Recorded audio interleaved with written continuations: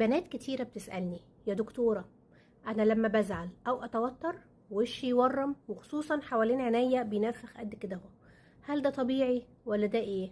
وده سؤال ممتاز وليه تفسير علمي حقيقي. لما بنتوتر جسمنا بيفرز هرمونات زي الأدرينالين والكورتيزون، وطبعا الهرمونات دي بتؤثر على الأوعية الدموية، بتخليها أضعف، وده بيسبب تورم بسيط أو متوسط، وخصوصا في المناطق اللي جلدها حساس زي حوالين العينين والجفون.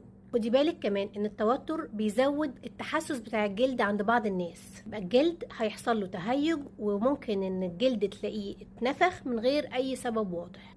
طب هنعمل ايه؟ اول حاجة كمادات مية باردة مش تلج لمدة 5 دقايق، بعدين ممكن كريم مهدئ بسيط زي سيكا بلاست او بانثينول. وطبعا حاجة ضرورية جدا ان انت محتاجة تهدي نفسك